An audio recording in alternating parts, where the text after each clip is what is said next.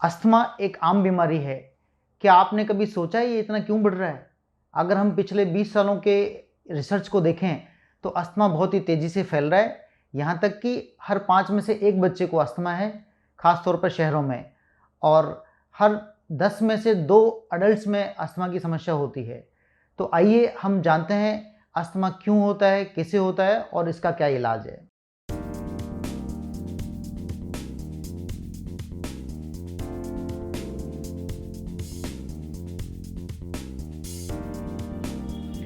नमस्कार, मैं हूं doctor Mukesh Gupta, senior allergy specialist एवं डायरेक्टर, जयपुर एलर्जी एवं अस्थमा सॉल्यूशंस। आज हम बात करेंगे अस्थमा के बारे में। अस्थमा किसको होता है?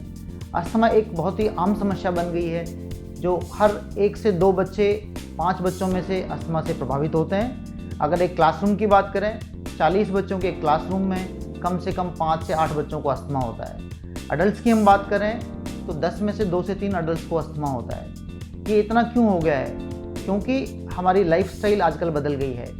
अस्थमा के होने में 3 इम्पोर्टेंट चीज़ें का रोल होता है। पहला, आनुवंशिक गुण और जेनेटिक्स।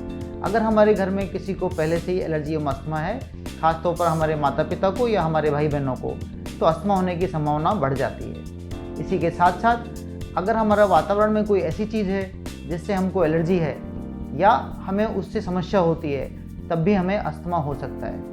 वातावरण के साथ साथ अगर हमारी लाइफस्टाइल में भी कुछ प्रॉब्लम है, जैसे कि हमें नींद की कमी होती है या हमें किसी तरह का स्ट्रेस है या हमारा खान पान ठीक नहीं है, हमारी डाइट हेल्दी डाइट नहीं है, इन सभी के कारण हमें अस्थमा होने की संभावना बढ़ जाती है। इनके अलावा बहुत सारे वो लोग जो स्मोकर्स हैं, जो सिगरेट पीते हैं या बीड़ी पीते हैं, या उनको इनडायरेक्ट किसी और तरह के पोल्यूशन या स्मोक एक्सपोजर है, उनमें भी अस्थमा होने के चांसेस बढ़ जाते हैं। तो ये सभी कारण हुए अस्थमा के। लेकिन अस्थमा के लक्षण क्या है, इसके बारे में अगर हम बात करें तो बच्चों में बार बार खांसी होना, खांसी के साथ साथ सांस फूलना, खासतौर पर नींद डिस्टर्ब होना आधी रात के बाद, और सुबह सुबह उठते ही खांसी चलना, ये सभी अस्थमा के कॉमन लक्षण हैं बच्चों में। लेकिन कुछ बच्चे जो छोटे होते हैं या जिनको इन लक्षणों का उतना पता नहीं होता या उनका अस्थमा बहुत कम है, तो उनमें सिर्फ हाथ पैरों में दर्द होना या बेचैनी होना भी इसके लक्षण हो सकते हैं। अगर हम वयस्क मरीजों की, अडल्ट मरीजों की बात करें तो उनमें सांस फूलना मेहनत करने के बाद में, ये अस्थमा का लक्षण होता है।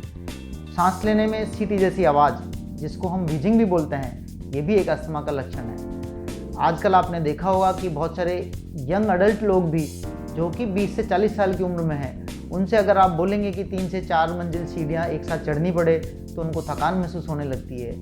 ये भी अस्थमा का एक लक्षण हो सकता है, क्योंकि इस उम्र में 5-7 मंजिल तो इंसान बिना रुके चढ़ सकता है। बहुत सारे लोगों को रनिंग, जॉगिंग के दौरान सांस फूलता है, ये भी अस्थमा का लक्षण है। ये सभी अस्थमा के लक्षण हैं। अगर आप में से किसी को भी इस तरह की कोई लक्षण है तो तुरंत अपने एलर्जी विशेषज्ञ से संपर्क करें, अस्थमा का डायग्नोसिस कराएं और इसका इलाज लें। तो ये था अस्थमा के कारण और अस्थमा के लक्षण।